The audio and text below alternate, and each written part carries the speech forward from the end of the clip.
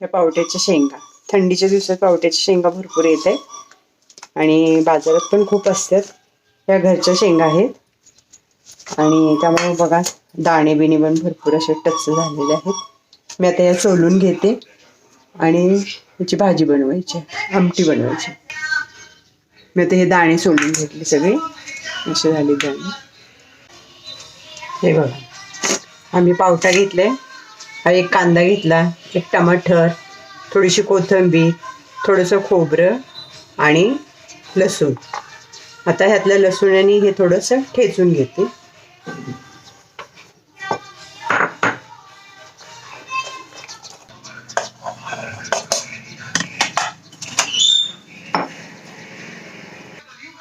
आता माझं हे ठेचून झालेलं आहे आणि आता हे कढईमध्ये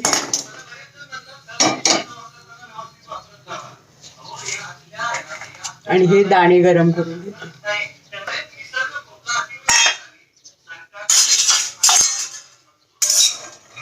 थोडे भाजून घेतले की ह्याचा थोडासा उघरटपणा असतो तो कमी होतो.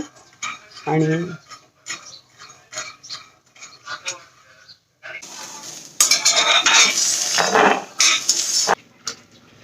त्याच्यात तेल टाकते.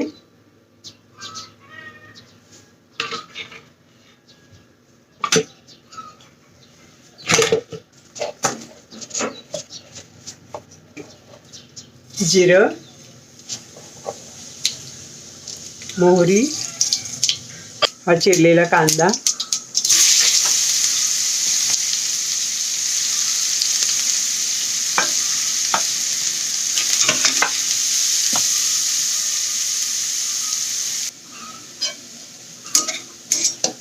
कांदा थोडासा भाजला, आता याच्यात थोडंसं टमाटर टाकते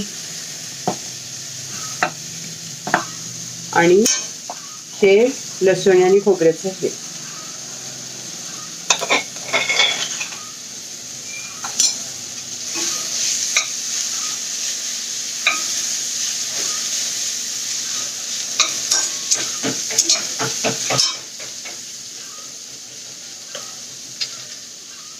चवीनुसार मीठ.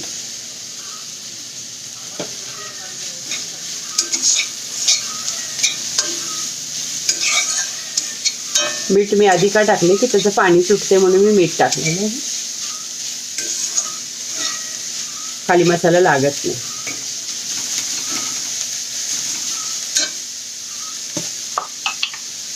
थोडीशी हळद,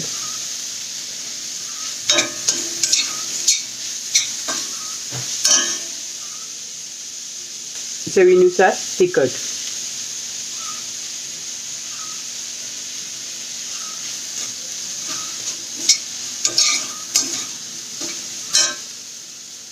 थोडंसं पाणी घालायचं कारण तो मसाला पूर्ण एकजीव शिजला पाहिजे.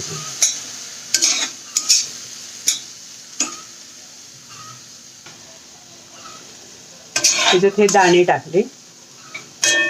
आता ह्याच्यात 2 मिनिटं वाफ द्यायची. 2 मिनिटं झाली. आता हे सगळा मसाला एकजीव झाला.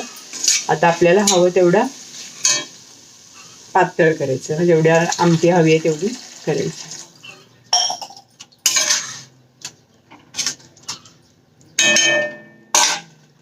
मला पातळ जास्त हवी आहे म्हणून मी थोडी जास्त पाणी घालते.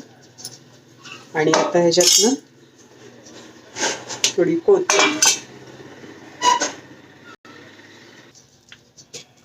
आणि 1 किंवा 1.5 चमचा शेंगदाण्याचे कूट. आता हे उकळी येऊपर्यंत ठेवायचं.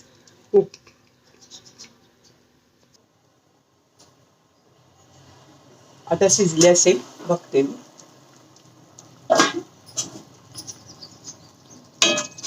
हे असं झालंय बघा रस्सा.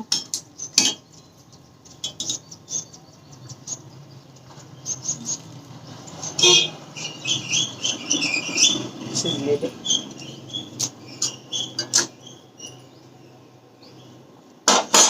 आता बंद करा.